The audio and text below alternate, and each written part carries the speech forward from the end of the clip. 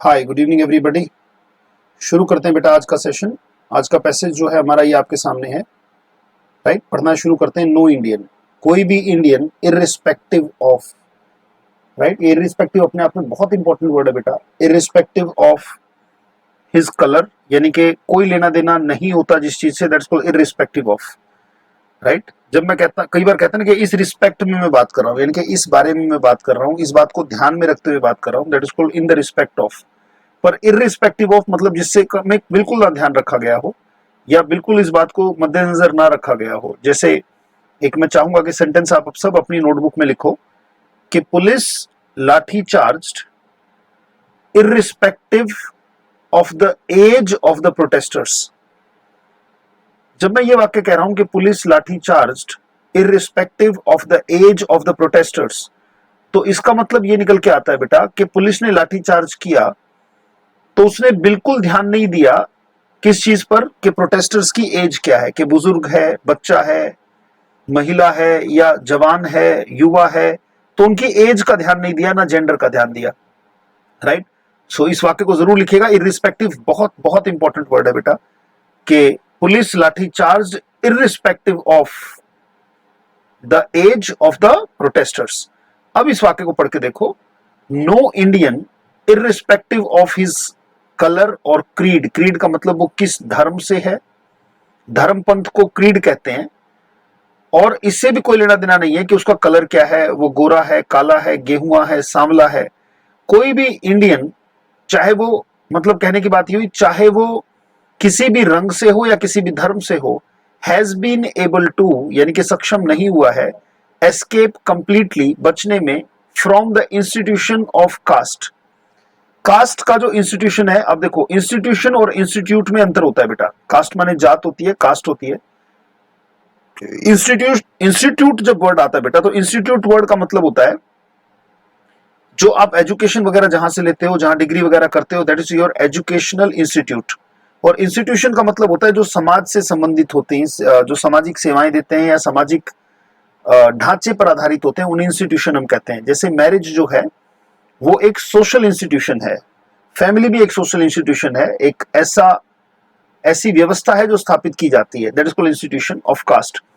वाक्य का अभी तक मतलब ये निकल के आ रहा है बेटा कि कोई भी इंडियन, चाहे वो किसी भी, उसका रंग कैसा भी हो या किसी भी धर्म से हो, अभी तक कंप्लीटली बच नहीं पाया है जात पात के सिस्टम से। इट्स लॉज, अब यहां पे हमारा पहला फिल इन द ब्लैंक आ जाता है कि इट्स लॉज, इसके जो कानून है, यहां पे एक फिल इन द ब्लैंक बन गया, ब्लैंक है ये number 1। Been obeyed by all without murmur. Murmur का मतलब बेटा बुड़बुड़ाना होता है, जैसे मुंह में बड़बड़ करने लग जाते हैं, जैसे कोई बात आपको अच्छी नहीं लगती, राइट, तब आप मरमर करते हो। जैसे कोई काम तो कर रहे हैं पर बुड़बुड़ा के कर रहे हैं, मुंह में बुड़बुड़ाना, पता नहीं क्या समझते अपने आप, वैसे मन मन में कोई चीज कर रहे हैं। विदाउट मरमर का मतलब बिना बुड़बुड़ाए हुए। विदाउट कंप्लेन, कंप्लेन माने बिना किसी शिकायत के। और हेजिटेशन, यानी कि लोगों को कोई संकोच भी उसमें नहीं होता। हेजिटेशन का मतलब संकोच होता है, डर होता है। राइट, एक बार हम फिर से पढ़ते हैं। It's laws blank been obeyed, यानी कि यहां पे वो पूछ रहा है कि यहां पे क्या भरा जाएगा भाई। इट्स लॉज, ऑप्शंस को अगर हम देखें कि भाई ऑप्शंस क्या आ रहे हैं, चलिए option number A, it's laws has been, had been, have been और ऑलवेज। राइट, सबसे पहली बात, अगर बीन आ रहा है तो इसका मतलब थर्ड फॉर्म है। राइट, और अगर हम देखें तो it's laws blank been obeyed, तो आप जानते हैं ना कि अगर सेंटेंस को हम कहें कि जैसे कार हैज बीन पार्क्ड, भाई कार को पार्क कर दिया गया है, और अगर कार्स होती, कार्स, तो कार्स हैव बीन पार्क्ड होगा। राइट, जैसे letter has been written, letter लिख दिया गया है, लेटर्स होता तो हैव होता। तो इसका सिंपल सिंपल सीधा सीधा वाक्य बन रहा है, और वाक्य जो है देखो यहां पे हैज है। राइट, अगर हम देखें तो ये सारा का सारा वाक्य यहां पे भी हैज है, हैज बीन सैक्रिफाइस्ड, सैक्रिफाइस किया गया है। ऐसे यहां पे देखें तो हैज बीन एबल, तो यहां पे भी वो पूछ रहा है कि क्या आएगा, तो हैड तो है नहीं, क्योंकि सारा वाक्य प्रेजेंट में, सारी की सारी चीजें प्रेजेंट टाइम में लिखी जा रही हैं, तो प्रेजेंट में है। तो अब हमें देखना है कि देखो हैड तो आएगा ही नहीं, इसके ऑप्शंस को अगर हम देखें, हैड तो आएगा नहीं, हैज भी नहीं आएगा, और ऑलवेज की यहाँ पे नीड है ही नहीं। तो डेफिनेटली हमारा जो आंसर बनता है वो आंसर बनता है डी।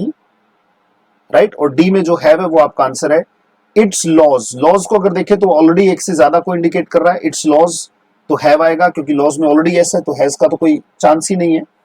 तो it's laws have been obeyed by all without murmur, murmur का मतलब बुड़बुड़ाना होता है, मन मन में बोलना होता है, कंप्लेन माने शिकायत, और हेजिटेशन, और ना उन्हें कोई संकोच हुआ है।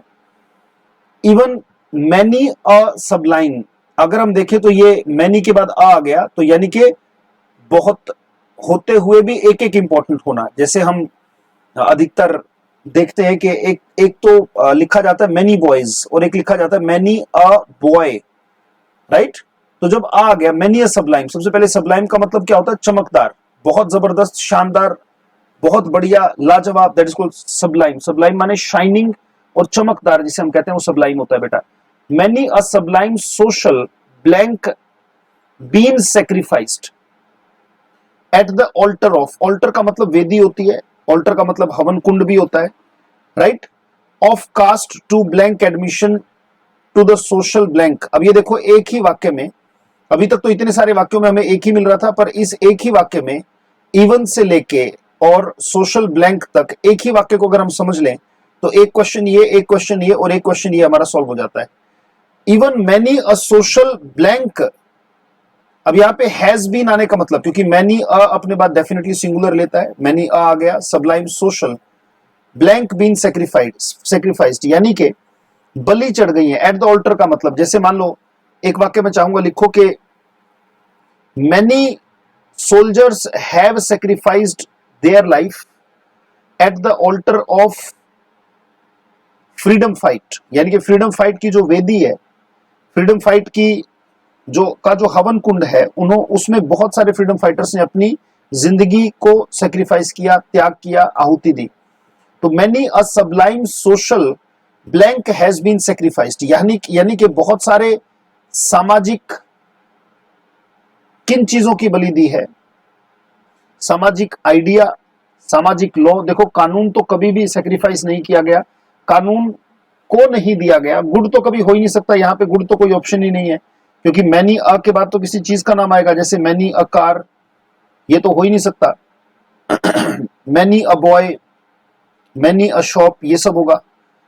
आइडिया भी नहीं हो सकता, क्योंकि आइडिया तो मन की एक युक्ति होती है, आइडिया व्यक्ति के दिमाग में आता है, वो समाज में नहीं आता। लॉ जो है वो आप जानते हैं कि लॉ अबाइडिंग या लॉ मेकिंग चीजें हैं, वो पूरा का पूरा संयंत्र जो है, सरकारी संयंत्र जो स्थापित होता है, सुप्रीम कोर्ट वगैरह जो बनाए जाते हैं, राइट, या संसद में जो लॉ पास होते हैं, वो सारी सारी चीजें, वो पूरा का पूरा एक इंस्टीट्यूशन है जो फॉलो होता है। तो जो सोशल है वो सिद्धांत होते हैं, सामाजिक सिद्धांत होते हैं बेटा, राइट, सामाजिक सिद्धांत होते हैं, क्योंकि आइडिया दिमाग में आता है। लॉ जो है वो सरकार वरकार से रिलेटेड है, वो सामाजिक कानून नहीं होता, सामाजिक ढांचा और सामाजिक सिद्धांत होते हैं। तो यहाँ पे जो डेफिनेटली एग्जैक्ट वर्ड है, क्योंकि आइडिया आता है दिमाग में, लॉ बनता है, लॉ मेकिंग जो हमारी मशीनरी है, सरकार है, संसद है, राइट, उन सब की बात होती तो मैं लॉ को टिक करता, पर जो सामाजिक है वो सिद्धांत को फॉलो करता है। गुड हो नहीं सकता, क्योंकि गुड तो एक विशेषता की बात है। एक बार फिर से पढ़ते हैं वाक्य को, जितनी बार पढ़ेंगे उतनी बार क्लियर होगी चीज। No Indian irrespective of his colour और creed has been able to escape completely from the institution of caste. कोई भी इंडियन, चाहे किसी भी रंग का हो, धर्म का हो, आज तक पूर्णतया जात पात के मामलों से या जात पात के ढांचे से बच नहीं पाया। It's laws have been obeyed, इसके जो कानून है, ये इट्स किसे कहा गया? द इंस्टीट्यूशन ऑफ कास्ट को इट्स कहा गया है। ये जो जात पात का जो इंस्टीट्यूशन है, इसके कानून को फॉलो किया गया है। देखो यहां पे लॉज आ गया, इसके जो लॉज हैं, जात पात के जो नियम है, इनको फॉलो किया गया है, have been followed by all without murmur, बिना बुड़बुड़ाए, बिना शिकायत के, बिना किसी झिझक के। Even many a sublime social principles, right, बहुत सारे सामाजिक जो सिद्धांत हैं, मैनी अ सबलाइम, सबलाइम माने जबरदस्त, हैज बीन सेक्रीफाइस्ड, उन्हें सेक्रीफाइस किया गया है, at the altar of caste to blank admission, right. इससे रिलेटेड जो ऑप्शंस है ना, इनसे रिलेटेड वाक्य जरूर लिखा करो बेटा कुछ बना के। अब यहां पे गेट एडमिशन तो कॉलेज में होता है बेटा, जैसे I want to get admission in your class, वाक्य जरूर लिख लेना। I want to earn admission, ऐसा कुछ नहीं होता कि आप अर्न एडमिशन की बात करें, क्योंकि एडमिशन को अर्न करने वाली बात कोई नहीं होती, right. It's not about earning admission, it's about क्योंकि get admission in the college होता है, get admission in the institute होता है, राइट। पर जब सामाजिक ढांचे की बात होती है, राइट, यहाँ पे अर्न है बेटा, इसका मतलब ये EARN है। You never earn admission, you earn money, you earn fame. आप कमाते हो पर एडमिशन के लिए नहीं।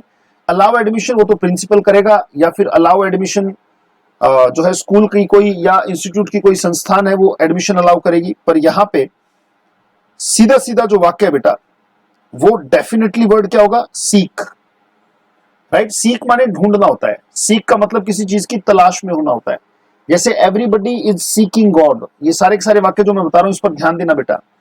जैसे I want to seek your information, seek माने सर्च, कि मुझे किसी तरीके से मिल जाए, राइट। तो यहां पे देखो गेट और सीक एक जैसा सा लगता है, राइट। पर गेट एडमिशन अगर आता है तो वो इन कॉलेज होता है। सीक का मतलब मन में ये इच्छा रखना कि किसी तरीके से मुझे ये चीज मिल जाए, राइट, किसी तरीके से मुझे ये चीज मिल जाए, that is called to seek somebody. जैसे I am seeking for a job, इसका मतलब मेरा मन है, मेरे मन में एक इच्छा है, राइट। तो seek admission to the social, एक बार पूरा हम इसको पढ़ लेते हैं, उसके बाद फिर seek admission to the social, social rank, social organisation, social order और सोशल कोड, राइट। के सामाजिक रैंक में एडमिशन चाहते हैं, सामाजिक ऑर्गेनाइजेशन में, ऑर्डर में और कोड में। इसको करने से पहले हम एक बार वाक्य को दोबारा पढ़ते हैं, क्योंकि एक ही में 4 हैं, तो बेहतरीन तरीके से और पूरा टाइम देके पढ़ेंगे। Even many a sublime social principle has been sacrificed at the altar of caste to seek admission to the social, right. अब अगर देखें सामाजिक, अगर हम देखें तो सामाजिक एक व्यवस्था है जिसमें कहीं ना कहीं ऑर्गेनाइजेशन, अगर हम देखें तो ऑर्गेनाइजेशन बेटा आप जानते हैं कि सोशल कोई ऑर्गेनाइजेशन नहीं है, क्योंकि ऑर्गेनाइजेशन होती है मनी सीकिंग, और सामाजिक जो है वो एक व्यवस्था, समाज की तो व्यवस्था, समाज में लॉ एंड ऑर्डर की कंडीशन बनती है। जो लॉ एंड ऑर्डर की अवस्था है वो किस में है, सोशल ही तो है बेटा। जैसे आपने सुना वो पुलिस का काम क्या है, लॉ एंड ऑर्डर मेंटेन करना। तो जो सामाजिक व्यवस्था है उसमें किसी तरीके से लोग एडमिशन चाहते हैं, सामाजिक व्यवस्था में अपना नाम चाहते हैं, ताकत बनाना चाहते हैं, फायदा उठाना चाहते हैं। तो वो फायदा तभी हो सकता है जब वो सामाजिक व्यवस्था में किसी तरीके से घुसेंगे। एक बार फिर से आते हैं, एक बार बिना ऑप्शंस के, लेट्स गो फॉर इट, बिना ऑप्शंस के चलते हैं। Many no Indian irrespective of his color or creed has been able to escape completely from the institution of caste. Its laws have been obeyed by all without murmur, complaint or hesitation. Even many a sublime social principle has been sacrificed at the altar of caste to seek admission, कोई चीज प्राप्त करना, to the social order, किसी तरीके से सामाजिक व्यवस्था में एंट्री हो जाए।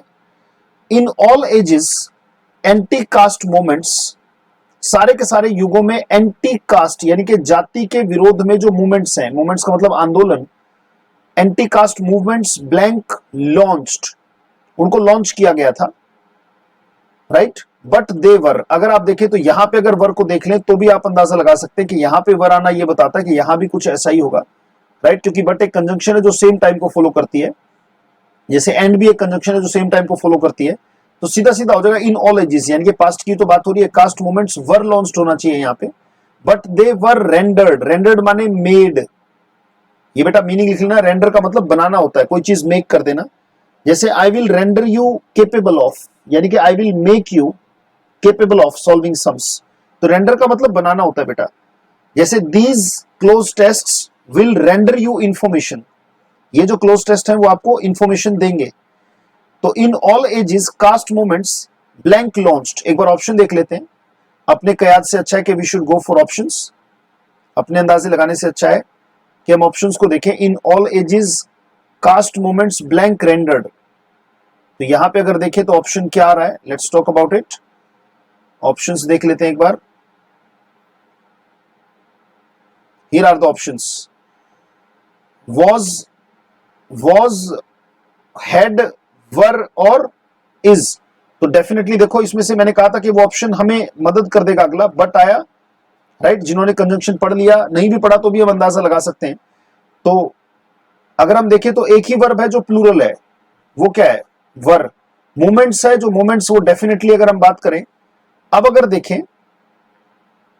हम ऑप्शंस को, अगर देखें वापस अगर हम चलें तो वर वहां लगा के देखें अगर, तो it will definitely render us able to give answer. Render का मतलब आपको पता ही लग गया, रेंडर का मतलब है टू मेक। लेट्स स्टार्ट, फिर से देखते हैं, थोड़ा ऊपर नीचे आगे पीछे टाइप है तो कोई दिक्कत नहीं, हम डिस्कस कर लेंगे उसको। No Indian irrespective of his colour, अपनी कलर के बिना, creed, has been able to escape completely from the institution of caste, it's laws have been obeyed by all, सबके द्वारा उसको ओबे किया गया है, जात पात के नियमों को, विदाउट मर्मर माने बिना बुड़बुड़ाए, कंप्लेंट और हेजिटेशन, इवन मैनी अ सबलाइन, बहुत अच्छे, सोशल प्रिंसिपल, जब मैनी आ गया उसके बाद ये जो आ रहा है इसी के कारण यहाँ पे प्रिंसिपल है, हैज बीन सेक्रीफाइस्ड, उनको सेक्रीफाइस किया गया है, एट द ऑल्टर ऑफ माने वेदी पर, हवन कुंड में, of caste to seek admission, प्राप्त करना, टू द सोशल ऑर्डर, सामाजिक व्यवस्था में, in all ages, anti caste movements were launched but they were rendered, उनको बना दिया गया 6, but they were rendered blank, उनको बना दिया गया क्या भाई, क्या बनाया गया, लेट्स सीक द ऑप्शंस। चलिए ऑप्शन ढूंढते हैं। उनको रेंडर क्या किया गया, उन्हें यूजलेस बना दिया गया। भाई यूजलेस अगर हम देखें तो उनको यूजलेस बनाना, देखो एक बहुत अच्छा वर्ड है, जब अच्छा वर्ड है तो अच्छा वर्ड, इनमें सबसे अच्छा वर्ड और वही आंसर हो जाएगा बेटा। यहां पे वोकैब भी चेक होती है। उनको इफेक्टिव कर दिया, पावरलेस कर दिया, यूजलेस अगर कोई चीज होती है कि उनको बना दिया गया useless.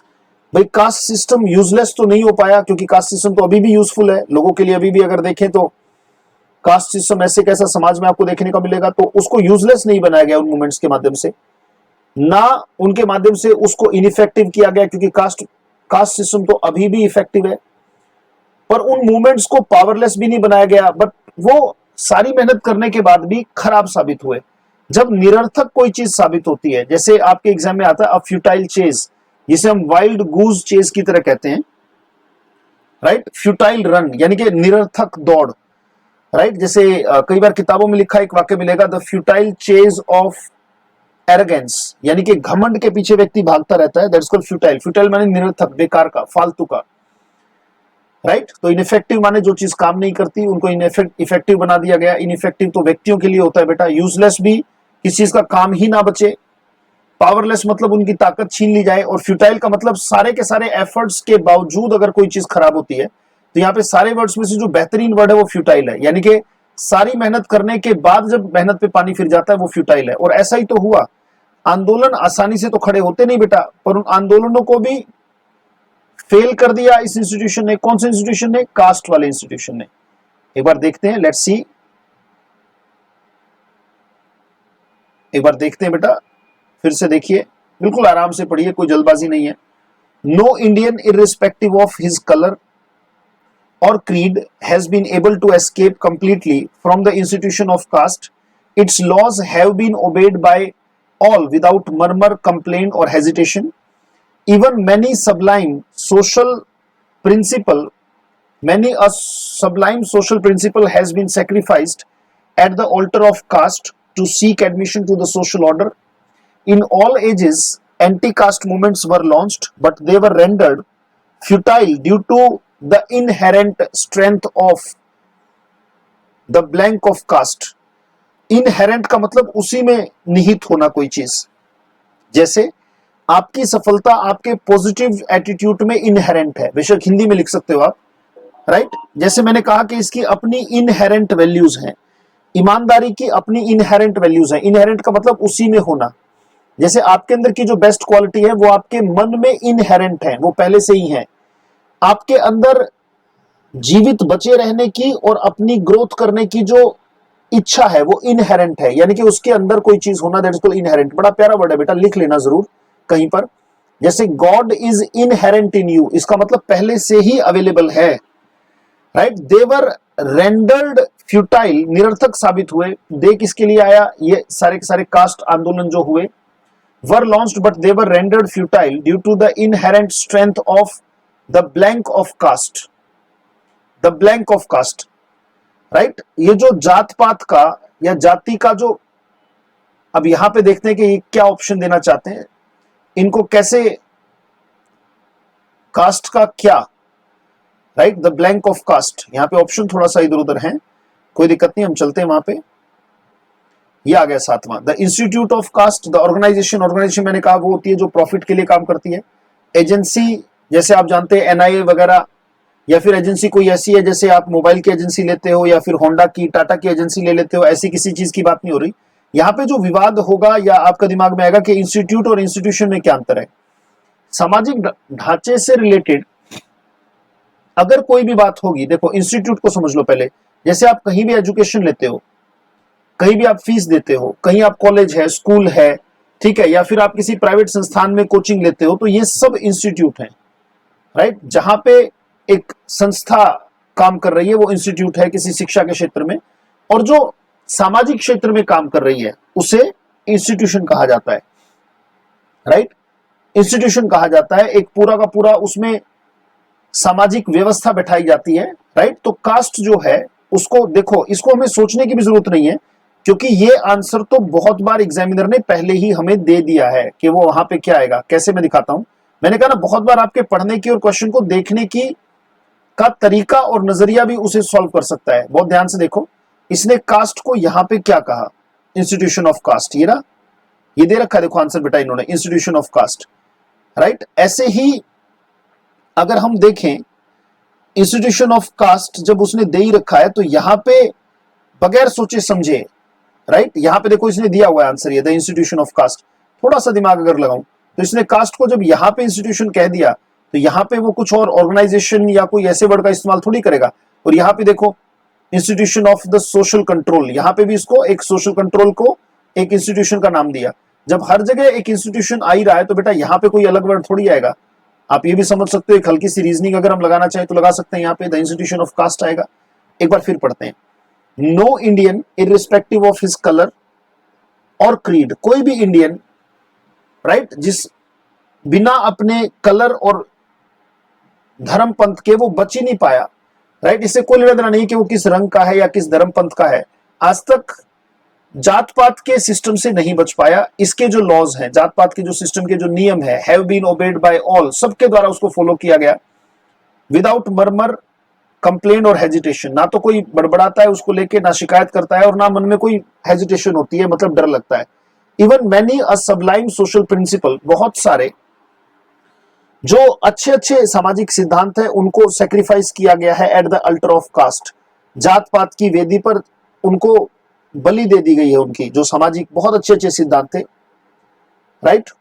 To seek admission to the social order, right, एक सामाजिक व्यवस्था में एंट्री के लिए, राइट, किसी तरीके से सामाजिक व्यवस्था में एंट्री हो जाए, बहुत सारे सामाजिक सिद्धांतों को बलि दे दिया गया कास्ट सिस्टम के ऊपर। In all ages anti caste movements were launched, हर एक युग में जात पात के विरोध में बहुत सारे मूवमेंट्स यानी कि आंदोलनों को लॉन्च किया गया, बट दे वर रेंडर्ड, उनको बना दिया गया, they were rendered futile due to the inherent strength of the institution of caste. It remained as blank as ever, वो उतना ही क्या रहा। देखो यहां पे एक वर्ड आया, द स्ट्रेंथ, स्ट्रेंथ माने ताकत, इसकी इनहेरेंट स्ट्रेंथ है। तो यहां पे कहीं ना कहीं अगर हम देखें तो अंदाजा लगा सकते हैं कि यहां पे कहीं ना कहीं ताकत जैसा कोई वर्ड आ सकता है, right. It remained as blank as ever, वो उतना ही क्या रहा जैसा वो पहले था, यानी कि जैसा सॉलिड वो पहले था, जैसा स्ट्रॉन्ग वो पहले था, राइट। एज कांस्टेंट माने लगातार रहा, डेलिकेट माने, देखो डेलिकेट माने वो कोमल तो था ही कभी नहीं, वो तो स्ट्रॉन्ग था, तो डेलिकेट तो गया, राइट। रियल तो वो था ही था, कांस्टेंट माने लगातार, पर यहां पे मैंने कहा ना स्ट्रॉन्ग, सॉलिड, वो उतना ही स्ट्रॉन्ग रहा। क्योंकि स्ट्रेंथ को अगर हम देखें तो स्ट्रेंथ से रिलेटेड वर्ड क्या है, फर्म। फर्म का मतलब मजबूत होता है बेटा, राइट। जैसे फर्म ग्रिप, यानी कि आपने कोई चीज बहुत अच्छे से पकड़ रखी है, तेजी से पकड़ रखी है, that is called firm, right. तो firm grip on the bat या firm grip on the vocabulary, that is called firm बेटा, राइट। तो स्टेटमेंट लेते हैं, तो वो उतनी ही फर्म रही, वो उतनी ही सॉलिड रही एज एवर। तो फिर से हम आ गए ऑप्शन पे, it remained as firm as ever, वो उतना ही मजबूत बना रहा है। इट मतलब क्या, वही कास्ट का institution, right, the institution of caste remained as firm as ever as an institution of social control, जैसा कि ये कास्ट जो सिस्टम है सामाजिक कंट्रोल की एक संस्था है या संस्थान है या एक तरीके का ढांचा है, इससे समाज कंट्रोल होता है, बिल्कुल सही, राइट। कास्ट सिस्टम बड़ा है, आप पॉलिटिक्स में देख सकते हैं कि भाई वोट बैंक की राजनीति करते हैं लोग, वो सोशल सामाजिक कंट्रोल का ही तो सिस्टम बना रखा है। It has always been blank, it has always been and, ये हमेशा, अच्छा ये हमेशा ही रहा है, एंड ब्लैंक अ हिंड्रेंस, ये आज तक रहा है। इट हैज ऑलवेज बीन का मतलब आज तक रहा है, जैसे कहते भी जो कास्ट सिस्टम है वो आज तक रहा है और आगे भी रहेगा, क्या, एक बाधा, राइट। हैज ऑलवेज बीन यानी कि वो हमेशा ही रहा है और आगे भी अगर हम देखें, ये सारे एग्जाम्स में आई हुई चीजें हम बेटा डिस्कस कर रहे हैं, कोई इधर उधर की चीजें नहीं, राइट।